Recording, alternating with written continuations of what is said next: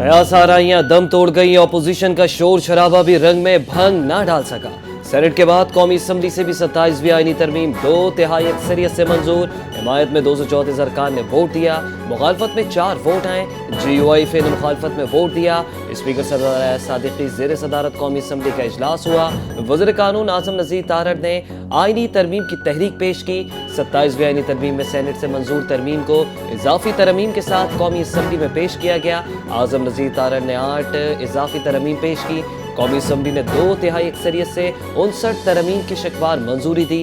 कौमी असम्बली से इजाफी तरमीम की मंजूरी पर बिल को दोबारा सेनेट को भिजवाया जाएगा।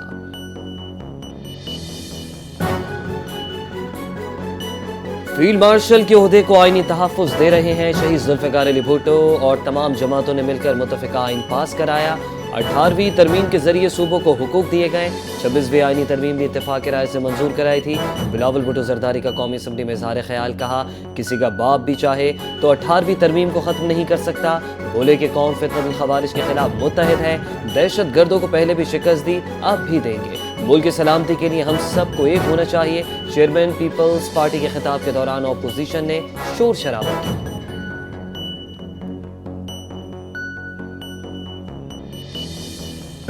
27वीं आईनी तरमीम की मंजूरी पर वज़ीर आज़म शहबाज शरीफ का इत्तेहादी जमातों और अरकान असम्बली से इज़हार तशक्कुर। अफ़गानिस्तान के सरज़मीन से पाकिस्तान के खिलाफ दहशत गर्दी हो रही है जो हमें कबूल नहीं।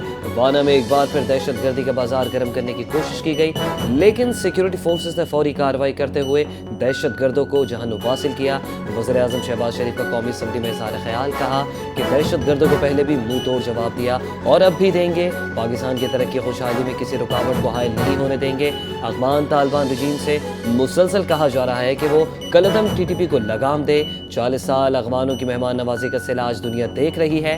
हमारा एक ही मुतालबा है कि अफ़गान सरजमीन हमारे खिलाफ इस्तेमाल न हो।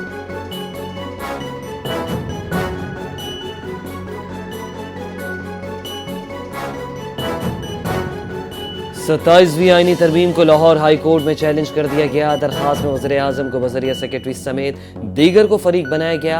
27वीं आईनी तरमीम इस्लामी तालीमात और आईन पाकिस्तान के खिलाफ है। सूबों की मशावरत के बगैर तरमीम से आईनी ढांचा मुतासर हुआ। लाहौर हाई कोर्ट में दी गई दरख्वास्त में मौक़िफ़ इख्तियार किया गया कि तरमीम के तहत इस्तिस्ना आइन के बुनियादी आइन की ही खिलाफ है। तरमीम के जरिए सुप्रीम कोर्ट के इख्तियारात में कमी की कोशिश की गई है। तरमीम से अदालती इख्तियारात कम करके अदालती आज़ादी को खतरे में डाल दिया गया। आईनी तरमीम को कलअदम करार दिया जाए।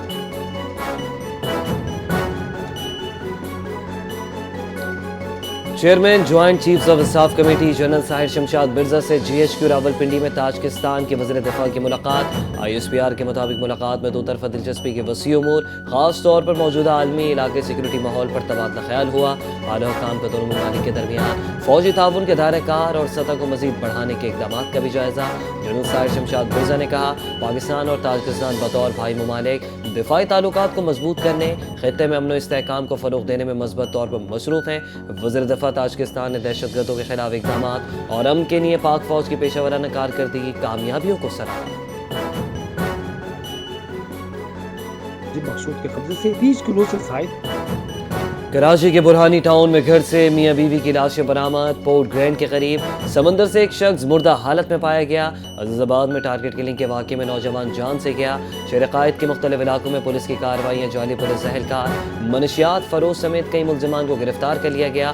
पाकिस्तानी स्टील मिल्स के जबरी बरतरफ मुलाजमीन को एहतजाज करना महंगा पड़ गया। पुलिस का मुजाहिरीन के खिलाफ मुकदमा दर्ज।